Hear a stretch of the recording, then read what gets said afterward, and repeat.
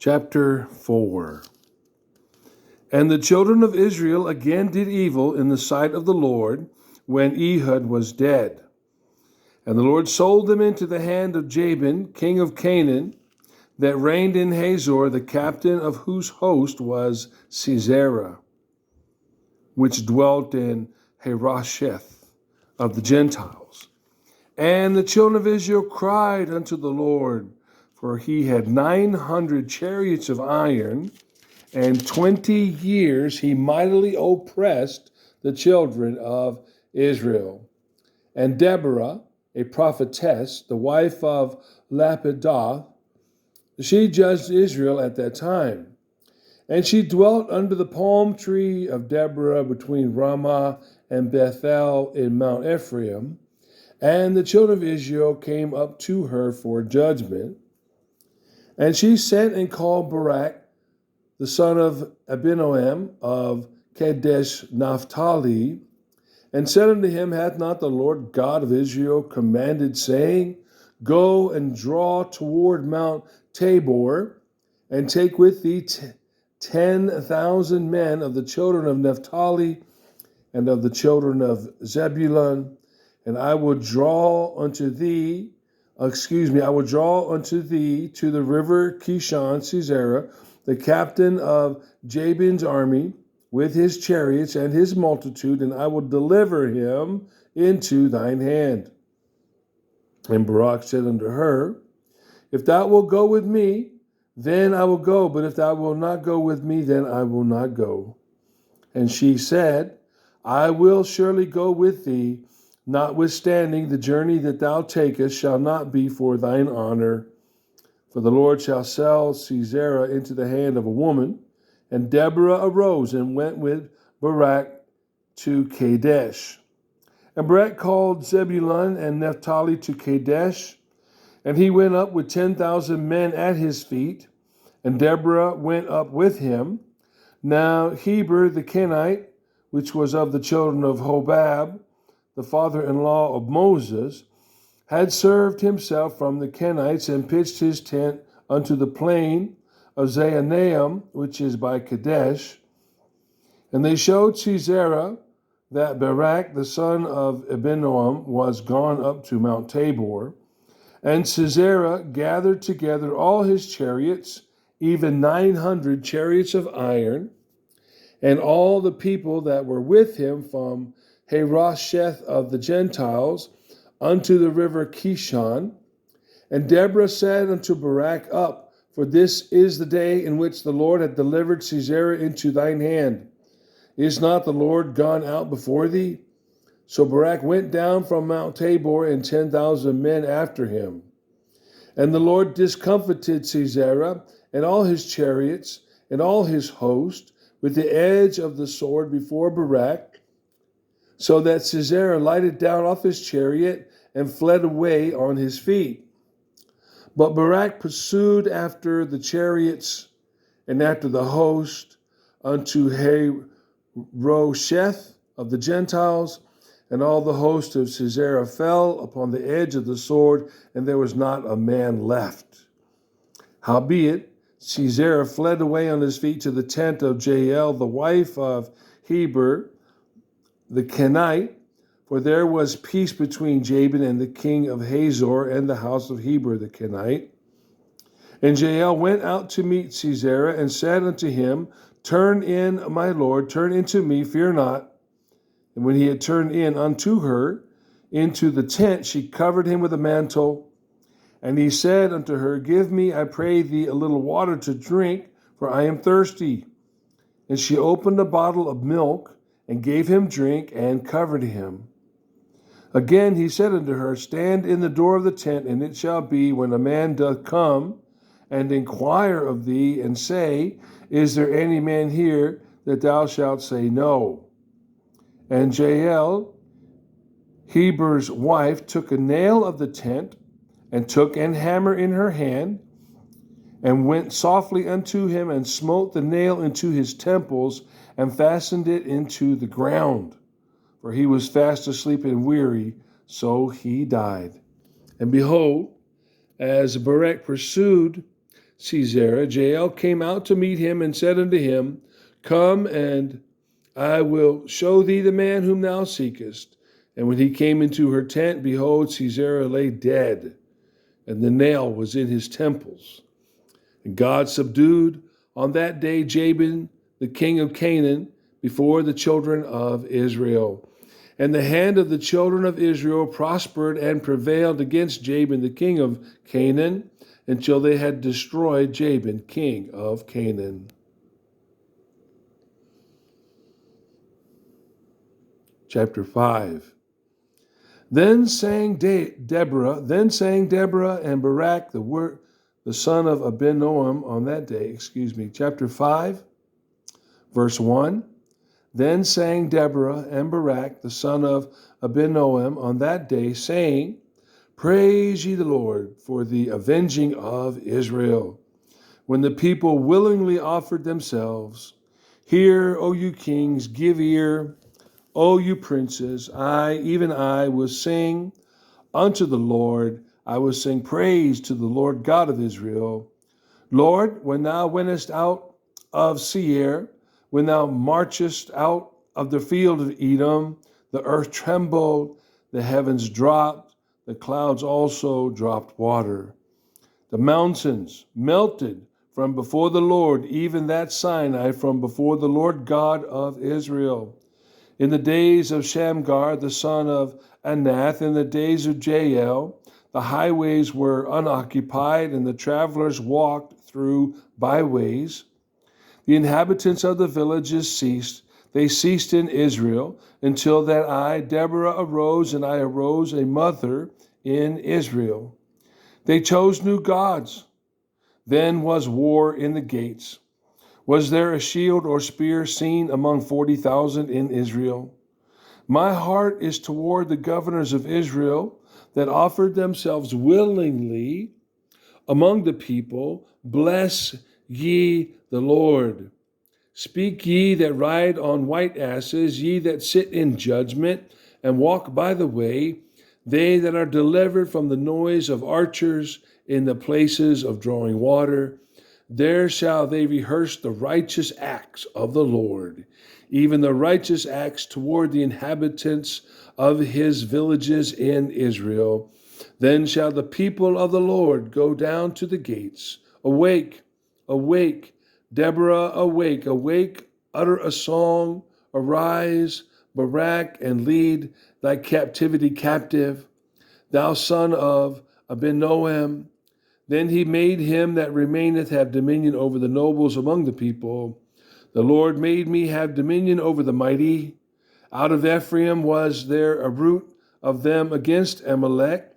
After thee, Benjamin, among thy people, out of Machir came down governors, and out of Zebulun they that handle the pen of the writer. And the princes of Issachar were with Deborah, even Issachar, and unto Barak he was sent on foot into the valley. For the divisions of Reuben there were great thoughts of heart. Why abodest thou among the sheepfolds to hear the bleatings of the flocks? For the divisions of Reuben there were great searchings of heart. Gilead abode beyond Jordan, and why did Dan remain in ships? Asher continued on the seashore, and abode in his breaches. Zebulun and Naphtali were a people that jeoparded their lives unto the death in the high places of the field. The kings came and fought. Then fought the kings of Canaan in Tiamat by the waters of Megiddo. They took no gain of money. They fought from heaven. The stars in their courses fought against Sisera. The river of Kishon swept them away, that ancient river, the river Kishon. O my soul, thou hast trodden down strength. Then were the horse hooves broken by the means of the prancings of their mighty ones. Curse ye Meroz, said the angel of the Lord. Curse ye bitterly the inhabitants thereof, because they came not to help of the Lord, to the help of the Lord, to the help of the Lord against the mighty. Blessed above women shall Jael, the wife of Heber the Kenite, be. Blessed shall she be above women in the tent. He asked water, and she gave him milk. She brought forth butter in a lordly dish. She put her hand to the nail, and her right hand to the workman's hammer. And with the hammer she smote Sisera. She smote off his head when she had pierced and stricken through his temples. At her feet he bowed. He fell. He lay down. At her feet he bowed. He fell. Where he bowed, there he fell down dead. The mother of Sisera looked out at a window and cried through the lattice, "Why is his chariot so long in coming? Why tarry the wheels of his chariots?" Her wise ladies answered her, yea, she returned answer to herself. Verse 29, her wise ladies answered her, yea, she returned answer to herself. Have they not sped? Have they not divided the prey? To every man a damsel or two, to Sisera a prey of diverse colors, a prey of diverse colors of needlework on both sides, meat for the necks of them that take the spoil. So let all the enemies perish, O Lord, but let them that love him be as the sun when he goeth forth in his might, and the land had rest 40 years. Chapter 6. And the children of Israel did evil in the sight of the Lord, and the Lord delivered them into the hand of Midian 7 years. And the hand of Midian prevailed against Israel, and because of the Midianites, the children of Israel made them dens, which are in the mountains, and caves, and strongholds. And so it was when Israel had sown that the Midianites came up, and the Amalekites, and the children of the east, even they came up against them, and they encamped against them, and destroyed the increase of the earth till thou come unto Gaza, and left no sustenance for Israel, neither sheep, nor ox, nor ass. For they came up with their cattle and their tents, and they came as grasshoppers for multitude. For both they and their camels were without number, and they entered into the land to destroy it. And Israel was greatly impoverished because of the Midianites, and the children of Israel cried unto the Lord. And it came to pass, when the children of Israel cried unto the Lord because of the Midianites, that the Lord sent a prophet unto the children of Israel, which said unto them, Thus saith the Lord God of Israel, I brought you up from Egypt, and brought you forth out of the house of bondage, and I delivered you out of the hand of the Egyptians, and out of the hand of all that oppress you, and drave them out from before you, and gave you their land. And I said unto you, I am the Lord your God. Fear not the gods of the Amorites, in whose land ye dwell, but you have not obeyed my voice. And there came an angel of the Lord, and sat under an oak, which was in Ophrah, that pertaineth unto Joash the Abizrite, and his son Gideon, threshed wheat by the winepress to hide it from the Midianites. And the angel of the Lord appeared unto him, and said unto him, The Lord is with thee, thou mighty man of valor. And Gideon said unto him, O my Lord, if the Lord be with us, why then is all this befallen us? And where be all his miracles, which our fathers told us of, saying, Did not the Lord bring us up from Egypt? But now the Lord hath forsaken us, and delivered us into the hands of the Midianites.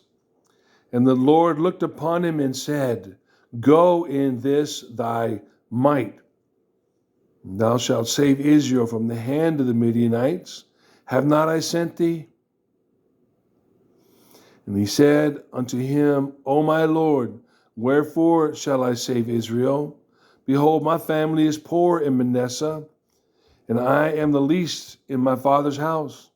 And the Lord said unto him, Surely I will be with thee, and thou shalt smite the Midianites as one man. And he said unto him, If now I have found grace in thy sight, then show me a sign that thou talkest with me. Depart not hence, I pray thee, until I come unto thee, and bring forth my present, and set it before thee. And he said, I will tarry until thou come again.